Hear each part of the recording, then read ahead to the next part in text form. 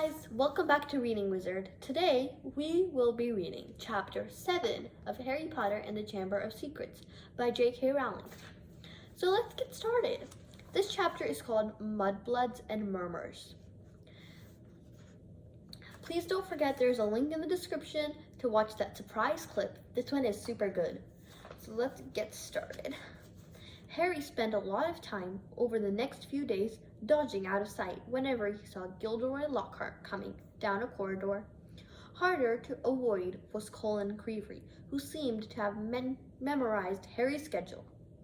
Nothing seemed to give Colin a bigger thrill than to say, "All right, Harry?" 6 or 7 times a day in here. "Hello, Colin," back, how aspirated Harry sounded when he said it. Hedwig was still angry with Harry about the disastrous car journey, and Ron's wand was still manufacturing, surpassing itself on Friday morning by shooting out of Ron's hand in charms and hitting tiny old Professor Flitwick squarely between the eyes, creating a large throbbing green boil when it had struck. So, with one thing and another, Harry was quite glad to reach the weekend. He, Ron, and Hermione were planning on visiting Hagrid on Saturday morning. Harry, however, was shaken awake hours earlier than he would have liked to by Oliver Wood, captain of the Gryffindor Quidditch team. "What's the matter?" said Harry grudgingly. "A Quidditch practice," said Wood. "Come on." Harry squinted out of the window. There was a thin mist hanging across the pink and golden sky. Now that he was awake, he couldn't understand how he slept through the racket of the birds making. "Oliver," croaked Harry. "It's the crack of dawn." "Exactly," said Wood. He was tall and a blurry 6th year, and at the moment his eyes were gleaming with crazed enthusiasm. "It's part of our new training program. Come on, grab your broom and let's go," said Wood heartily. None of the other teams have started training yet. We're going to be the first off this mark." Yawning and shivering slightly, Harry climbed out of the bed and tried to find his Quidditch robes. "Good man," said Wood. "Meet you on the field in 15 minutes. When he'd found his scarlet team robes, he pulled on his cloak for warmth. Harry scribbled down a note to Ron explaining where he'd gone, and he went down the spiral staircase to the common room, his Nimbus 2000 on his shoulder. He had just reached the portrait hole when there was a clatter behind him, and Colin Creevey came dashing down the spiral staircase, his camera swinging madly around his neck, and something clenched in his hand. "I heard someone saying your names on the stairs, Harry. Look what I've got here. It had developed. I wanted to show you."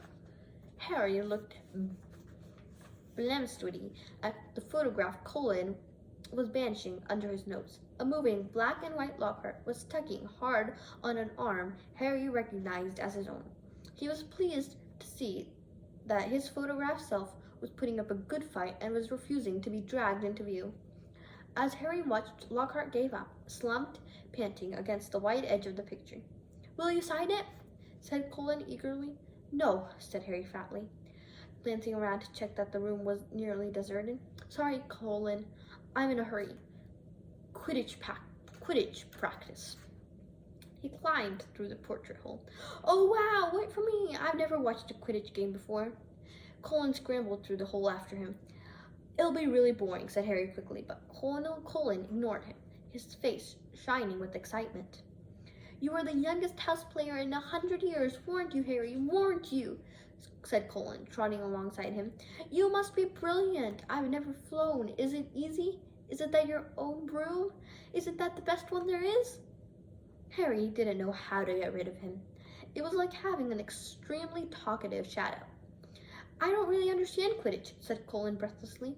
"Is it true that there are 4 balls and 2 of them flying around trying to knock people off their brooms?" "Yes," said Harry heavily, resigned to explain that the complicated rules of Quidditch. "They're called bludgers. There are 2 beaters on each team who carry clubs to beat the buzzers away from the side. Fred and George Weasley are Gryffindor beaters." And what are the other balls for? Said Colin, tripping down a couple of steps because he was gazing at the mouth opened at Harry. Well, the quaffle is the biggest red one. It is the one that scores goals. 3 chasers on each team throw the quaffle to each other and try to get it through the goalposts. At the end of the pitch, there are 3 long poles with hoops on the end. And the 4th ball, it is the golden snitch, said Harry. It is very small and very fast and difficult to catch. But that's what the seekers gotta do. Because it's a game of Quidditch, it doesn't end until the snitch has been caught. And whichever team's seeker gets the snitch earns his team an extra 150 points. So you're a Gryffindor seeker, aren't you? Said Colin in awe. Yes, said Harry as they left the castle and started across the dew-drenched grass. And there's a keeper too.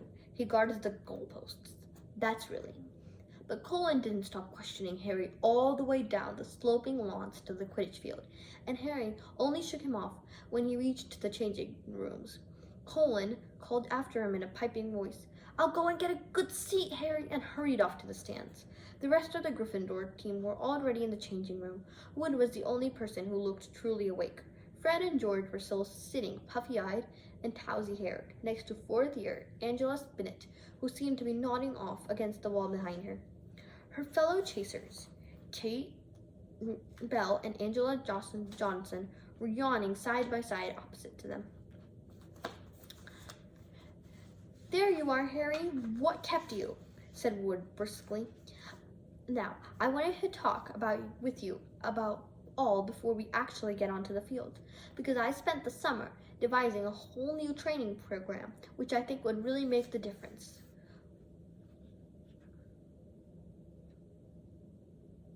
Wood was holding up a large diagram of a Quidditch field on which there were drawn many lines, arrows, and crosses in different colored inks. He took out his wand, tapped the board, and the arrows began to wiggle over the diagram like caterpillars.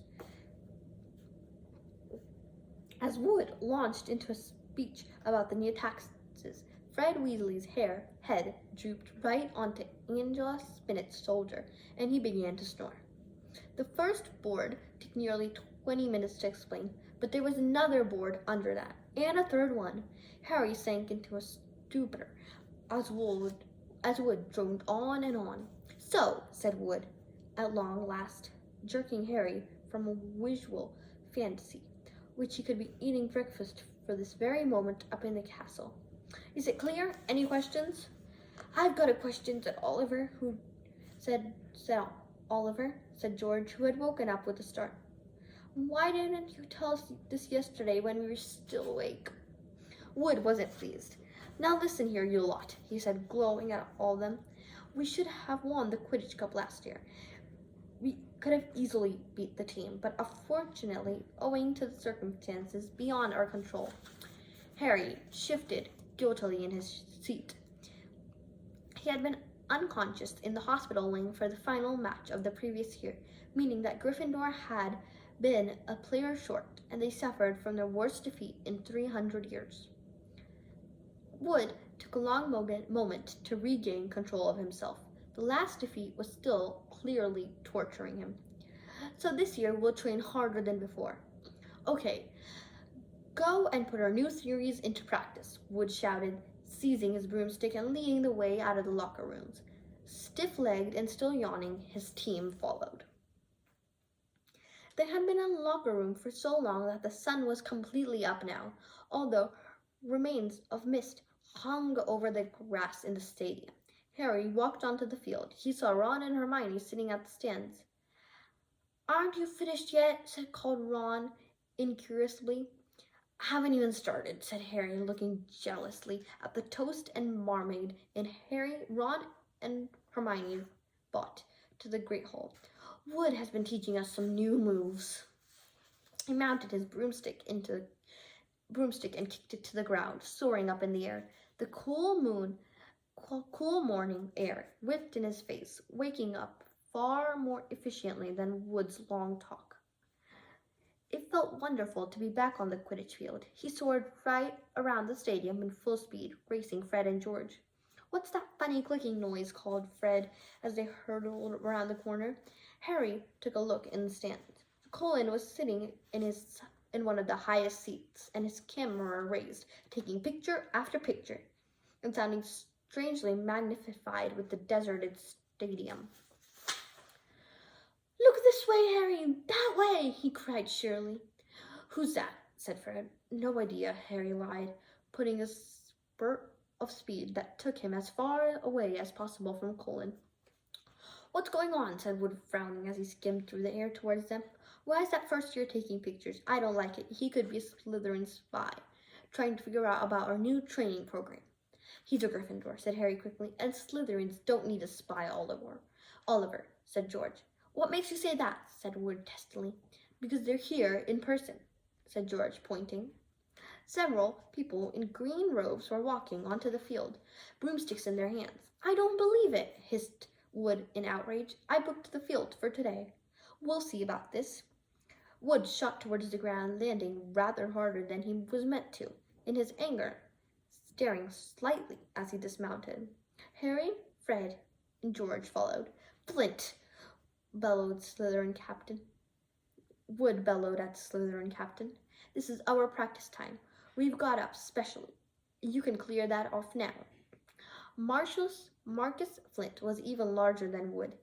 He had a look of a trollish, cunning face on his face, and he replied, Plenty of room for all of us, Wood.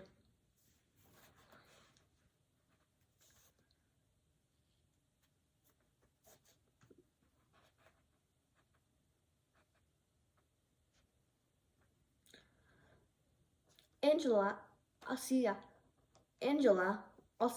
and Kate had come over too. There were no girls on the Slytherin team who stood shoulder to shoulder facing the Gryffindors, leering to a man.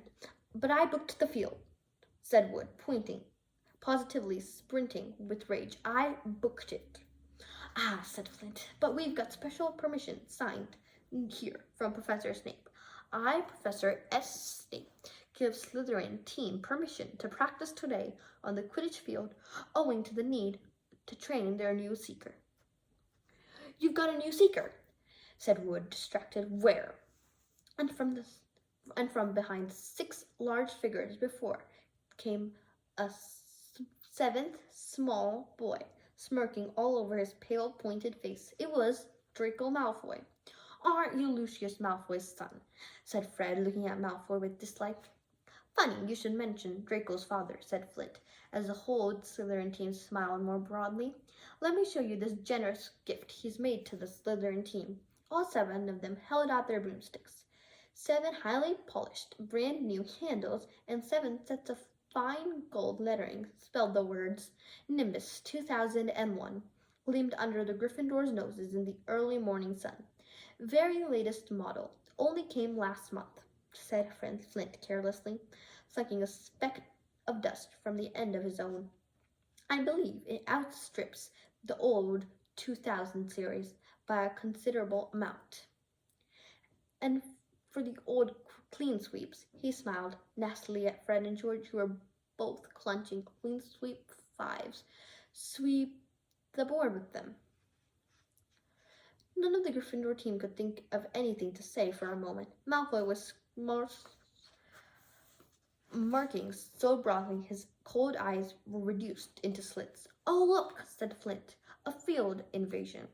Ron and Hermione were crossing the grass to see what was going on. What's happening? Ron asked Harry. Why aren't you playing, and what is he doing here? He was looking at Malfoy, taking in his Slytherin Quidditch robes. I'm the new Slytherin seeker, Weasley, said Malfoy. Everyone's just been admiring the brooms my father bought for the team. Ron gaped, open-mouthed at the 7 superb broomsticks in front of him. Good, aren't they? Said Malfoy smoothly. But perhaps the Gryffindor team will be able to raise some gold, and I expect get some new brooms too.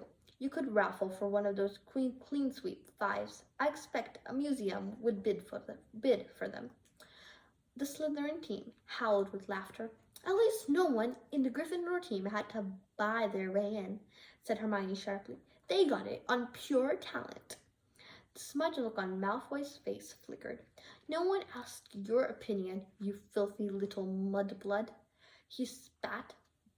Harry knew at once that Malfoy had said something really bad, because there were an instant uproar in his words. Flint had to dive in front of Malfoy to stop Fred and George from jumping at him. Angelica shrieked, "How dare you!" and Ron plunged his hand into his robes and pulled out his wand, yelling, "You'll pay for that one, Malfoy!" and pointed it furiously under Flint's arms at Malfoy's face. A loud bang echoed at the stadium, and a jet of green light shot out of the wrong end of Ron's wand, hitting him in the stomach and sending him reeling backwards onto the grass. Ron, are you all right?" squealed Hermione. Ron opened his mouth to speak, but no words came out. Instead, he gave an mighty bleach, and several slugs dripped out of his mouth into his lap. The Slytherin team were paralyzed with laughter. Flint was doubled up, hanging onto his new broomstick for support. Malfoy was on all fours, banging the ground with his fist. The Gryffindors were gathered around Ron, who kept bleaching large slugs. No one seemed to be wanting to touch him. "We better get him to Hagrid's. It's the nearest," said Harry to Hermione, who nodded bravely, and the pair of them pulled Ron up by the arms. "What happened, Harry? What happened? He's ill, but can't you cure him? Can't you, Harry?" Colin had run down from his seat, and now he was dancing alongside them as they left the field. Ron gave a huge heave, and more slugs dribbled in front of him. "Oh," said Colin, fascinated, raising his camera. "Can you hold him still, Harry?" "Get out of the way, Colin," said Harry angrily. He and Hermione supported Ron out of the stadium and across the grounds towards the edge of the forest. "Nearly there, Ron," said Hermione, as the gamekeeper's cabin came into view. "You'll be all right in a minute. Almost there." They were within 20 feet of Hagrid's house when the door opened, but it wasn't Hagrid who emerged. Gilderoy Lockhart, wearing robes of the palest mauve today, came striding out. "Quick, behind here," Harry hissed, dragging Ron behind a nearby bush. Hermione followed, somewhat reluctantly.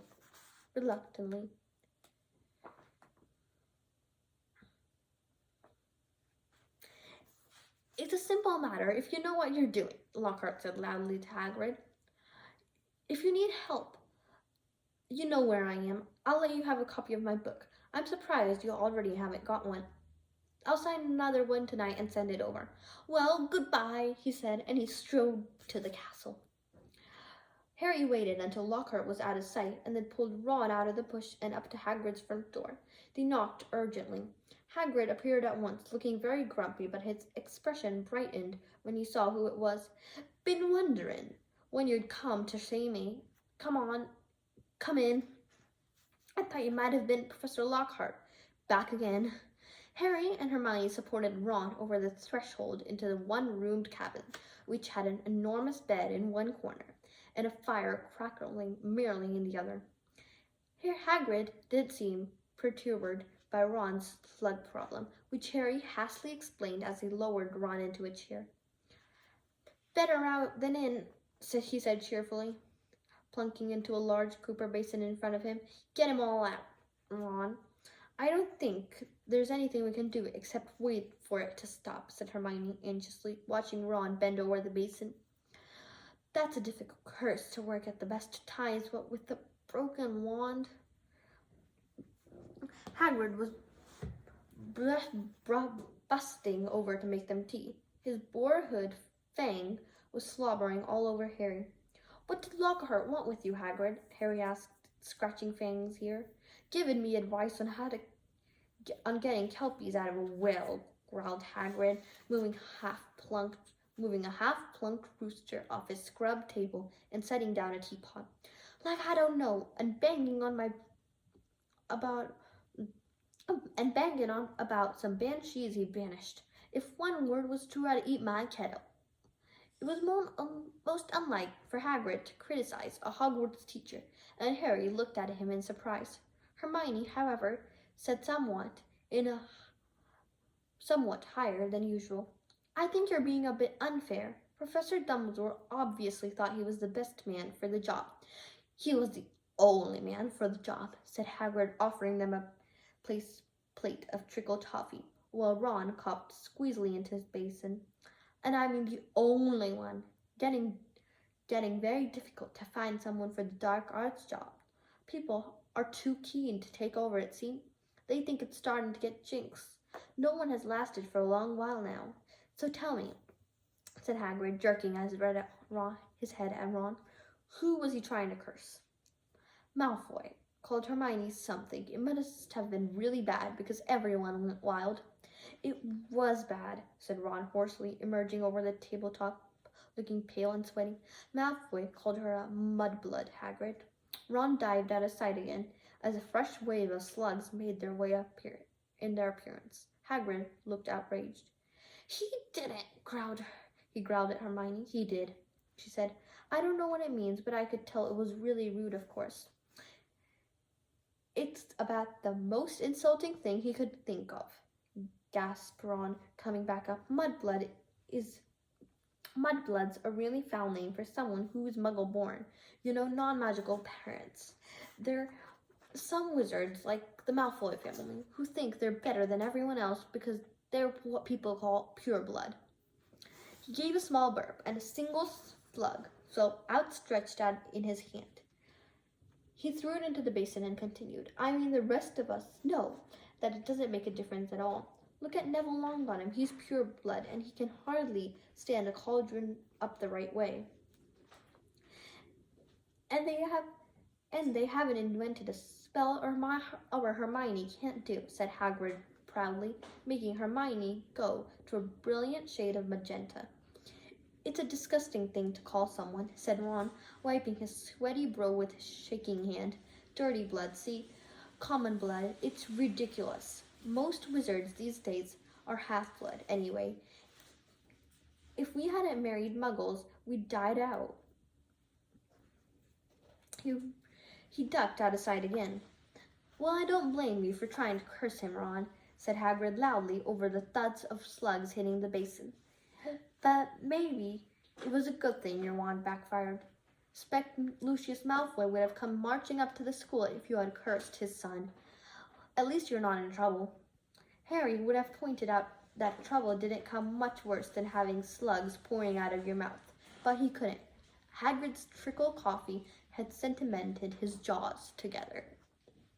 Harry, said Hagrid abruptly, as though stricken by a sudden thought. Got a bone to pick with you. I heard you've been giving out signed photos. How come I haven't got one? Furious, Harry wrenched his teeth apart. I have not been giving out signed photos, he said. If Lockhart is still spreading that around. But then he saw Hagrid was laughing.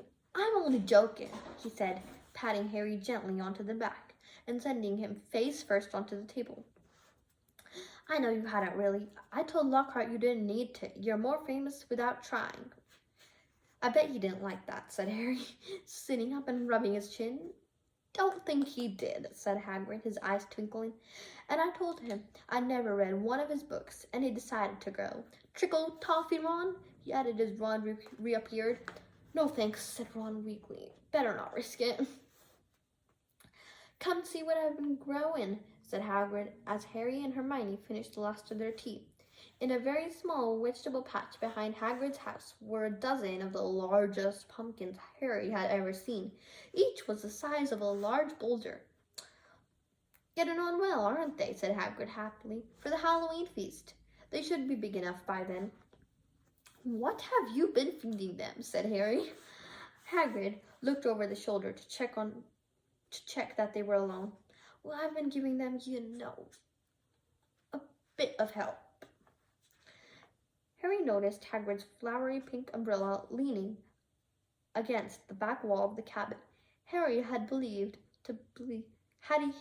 reason to believe before now that the umbrella was not all it looked. In fact, he had a strong impression that Hagrid's old school wand was concealed inside it. Hagrid wasn't supposed to use magic. He had been expelled from Hogwarts in his third year. But Harry never found out why, and any mention of the matter and Hagrid would clear up his throat loudly and become mysteriously deaf until the subject was changed. An enrollment charm, I suppose, said Hermione, halfway between disapproval and amusement. Well, you've done a good job on them. That's what my little sister said, Hagrid said, nodding at Ron. Met her just yesterday. Hagrid looked sideways at Harry, his beard twitching. Said she was just looking around the ground, but I reckon she was hoping she might run into someone in my house. He winked at Harry. If you ask me, she wouldn't say no to a signed... Oh, shut up, said Harry. Ron snorted with laughter, and the ground was sprayed with slugs. Watch it! Hagrid roared, pulling Ron away from his precious pumpkins. It was nearly lunchtime, and Harry had only had one bit of treacle toffee since dawn, since he was keen back to go to the school to eat.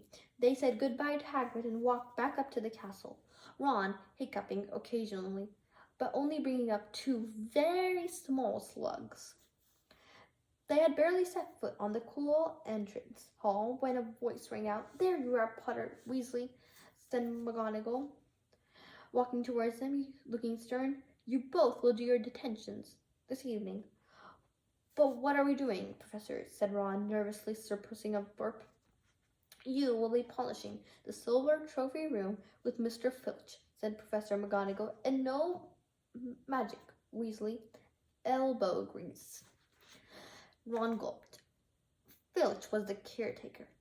He was loathed by every single student in the school. And you, Potter, will be helping Professor Lockhart answer his fan mail, said Professor McGonagall. Oh, Professor, can't I go into the trophy room too? Said Harry desperately. Certainly not, said Professor McGonagall, raising her eyebrow. Professor Lockhart has requested you particularly. 8 o'clock sharp, both of you. Harry and Ron slouched to the great hall in states of deepest gloom, Hermione behind them, wearing a well, you did break the school rules sort of expression. Harry didn't enjoy his shepherd pie as much as he thought. Both he and Ron felt that they got the worst deal. Filch will have me there all night, said Ron heavily. No magic. There should be like around 100 cups in that room. I'm not even good at muggle cleaning. I'd swapped any time, said Harry hollowly. I have loads of practice with the Dursleys. Answering Lockhart's fan mail, he'll be a nightmare. Saturday afternoon seemed to melt away in what seemed like no time. It was 5 minutes to 8, and Harry was dragging his feet alongside the second floor corridor to Lockhart's office. He gritted his teeth and knocked. The door flew open at once. Lockhart beamed down at him. Ah, here's the squad log, he said. Come on, Harry, come on in. Shining brightly on the walls by the light of many candles, there were countless framed photos of Lockhart. He had even signed a few of them. Another large pile lay on his desk. You can address the envelopes, Lockhart told Harry as though it was a huge stream. This first one's to Gladys Galgen. Bless her, a huge fan of mine. Minutes snailed by. Harry let Lockhart's voice wash over him, occasionally saying, and right, and yeah. Now and then he caught a phrase like, fame's a fickle friend, Harry, or celebrity is as celebrity does. Remember that. The candles burned lower and lower, making the light dance over the many moving faces of Lockhart watching him. Harry moved his aching hand over what felt like 1,000 envelopes, running to Victoria Smiddle's address. It must be nearly time to leave, thought Harry miserably. Please let it be nearly time. And then he heard something, quite apart from the spitting of dying candles and Lockhart's prattle of fans. It was a voice cold to chill the bone marrow, the voice of a breathing, ice-cold Wenham. Come to me. Let me rip you. Let me tear you. Let me kill you. Harry gave a huge jump. And like this, a large lilac bolt appeared on Victoria's Slim's street. What? He said loudly. I know, said Lockhart. 6 stolen months at the top of a bestseller list. Broke all records. No, said Harry frantically. The voice! Sorry, said Lockhart, looking puzzled. What voice? That voice that said, didn't you hear it? Lockhart was looking at Harry in high astonishment. What are you talking about, Harry? Perhaps you're getting a little drowsy. Great Scott, look at the time. We've been here for nearly 4 hours. I never believed it. Time has flown, hasn't it? Harry didn't answer. He was straining his ears to the voice again, but there was no sound except for Lockhart telling him he mustn't expect a treat like this every time he got detention. Feeling dazed, Harry left. It was so late that the Gryffindor common room was almost empty. Harry went straight up to the dormitory. Ron wasn't back yet. Harry pulled on his pajamas, got into bed, and waited. Half an hour later, Ron arrived, nursing his right arm and bringing a strong smell of polish into the darkened room. My muscles have all seized up, he groaned, sinking onto his bed. 14 times he made me buff off that Quidditch cup before he was satisfied, and then I had a slug attack all over the special award for services for schools. Took ages to get the slime off. How was it with Lockhart? Keeping his voice low, not to wake Neville, Dean, or Seamus, Harry told Ron exactly what he had heard. And Lockhart said he couldn't hear it, said Ron. Harry could see him frowning into the moonlight. Do you think he was lying? But I don't get it. Even someone invisible would have had to open the door. I know, said Harry, lying back into the four-poster bed and staring at the canopy above him. I don't get it either. Well, that was an interesting chapter. Please do not forget to check out the description for that surprise clip. I really enjoyed this clip, and the movie, I really enjoyed the movies actually. The Chamber of Secrets was actually one of my favorite movies, probably my favorite movie. Yeah, and I can't wait to see what happens tomorrow. Tomorrow's chapter is called The Death Day Party. I'll see you next time on Reading Wizard. Please remember to like, subscribe, share, and comment in the discussion section of my channel dashboard. Thank you. Bye.